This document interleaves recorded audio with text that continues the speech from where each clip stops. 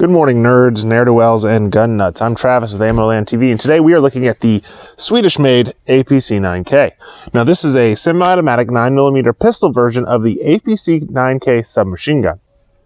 Now, this weapon famously won the Army's Subcompact Weapons Program, and it was the first submachine gun adopted by the Army since the M3 grease gun of World War II fame. Now, the Army's competition was looking for a very small quasi-concealable platform for personal security detachments, or PSD teams, to guard high-end principals where something like an M4 or even a Mark 18 might not be appropriate. And that's what this weapon offered. Now, B&T is not like H&K. B&T will actually make the weapons available to the public, and they did so with this model we see here. Now, this is about the closest thing we can get to the Army's SCW without a lot of ATF permission slips and some very long wait times. B&T is most well known for making very high-end products, and the APC9K is no different. Now, this particular model is B&T's own model with the B&T magazine. There are variants that also use Glock magazines, as well as SIG P320 magazines. Now, with this weapon, the upper is a serialized portion, so you can actually swap the lowers if you wanted. So if you buy this weapon and you don't care for the B&T mags, you can swap it and get Glock mags, get SIG mags for a few $100. I believe it's around $400, so it's not the cheapest upgrade, but it is achievable. So let's break this gun down. First, the name, APC9K. APC stands for Advanced Police Carbine, 9 stands for 9mm, and K stands for short. Well, it stands for Kurz, which I believe is how you pronounce it, which is German for short. Now, the K moniker is pretty popular in Europe for designating the compact version of something, and this is the compact version of the APC9. So what B&T primarily did was trim some barrel. This is only a 4.3-inch barrel. It's not a whole lot bigger than, say, a Glock 19. It's about a full-size pistol-length barrel and a much larger platform. In total, the platform's 13.6 inches long, and it weighs 6.7 pounds. So it's chunky for its size. It's got a lot of weight, but it's all centered very well. Now, while this barrel's 4.3 inches, there is a tri-lug adapter that brings it to 5.4 inches, I believe, and that allows you to quick attach suppressors. I opted for the threaded barrel, to which I actually did use a can from Silencer Co. Now, one of the things I really like about this firearm is the ergonomics. They are on point. The weapon is fully ambidextrous. You got, ambidextrous safety, ambidextrous magazine release, ambidextrous bolt lock and bolt release, ambidextrous charging handles on each side of the gun. It's really, really well laid out too. Everything is very easy to reach and very easy to access. It clicks and pops very nicely. Now, unlike a lot of ambidextrous safeties too, this one doesn't dig into the finger. It gets kind of close to doing so, but it doesn't dig into the finger every time the weapon's shot. It's very, very nice. Now, this weapon does come with a brace, this particular model. You can get models without braces or different various braces. This is like a PDW style brace that deploys as such. Different notches allow you to deploy it to make it shorter or longer at your convenience.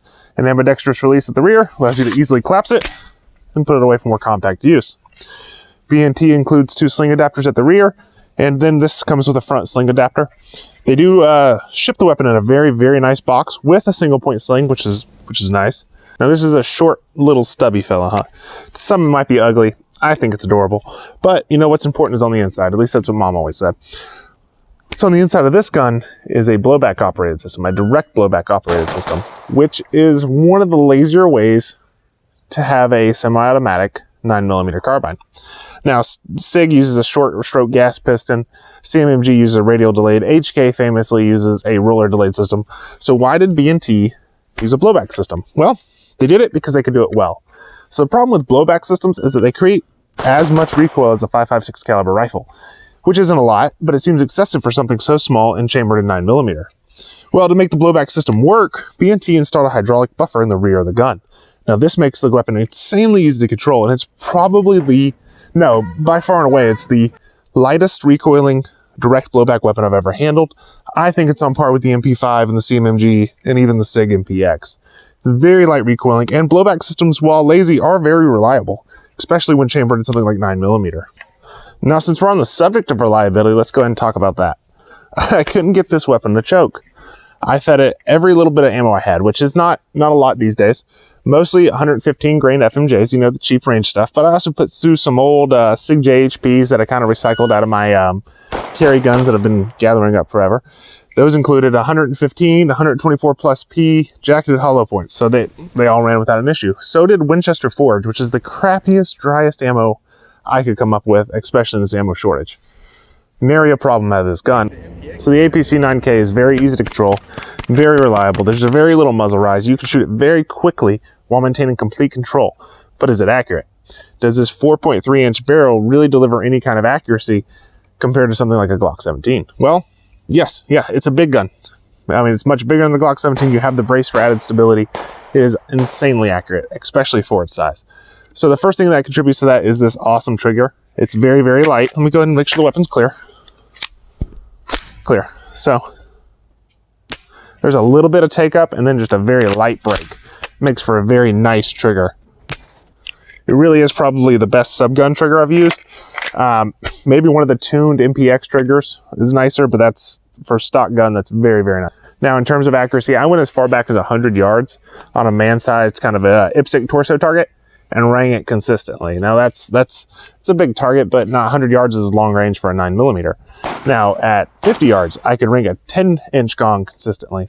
And I'm not talking about, like slow supported fire with a sandbag or a rest. I'm talking in the standing with nothing more than a red dot and keeping that gong swinging over and over and over. Now, if we're talking about like a serious home defense use, you might be asking, why would I use something as small as the APC9K when I can get the APC9, or I could get larger subguns that have longer barrels that offer more velocity? I would say the primary advantage of this is if you're going to attach a suppressor. I shot this with the Silencer Co. Hybrid 46M, which is a kind of a newer suppressor, and man, it runs amazing with a suppressor. It's so quiet, and because the weapon's so short, the suppressor doesn't add that much extra length.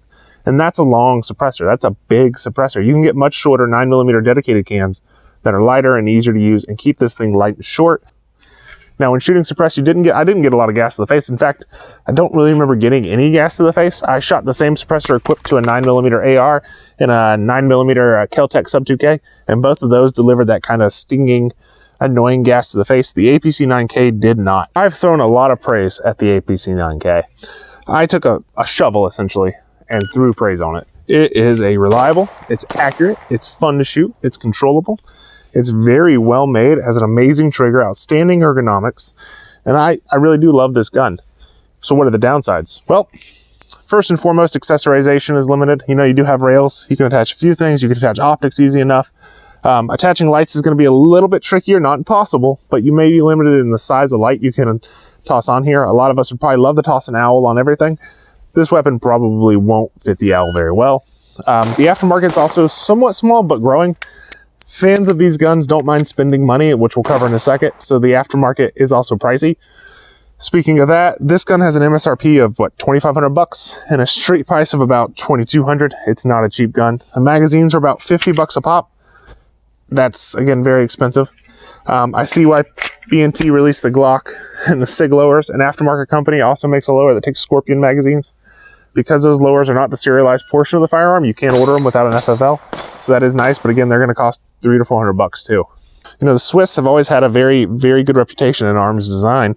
Legendary weapons like the SG550 and the K31 have always been kind of a big deal and always been very highly reputed.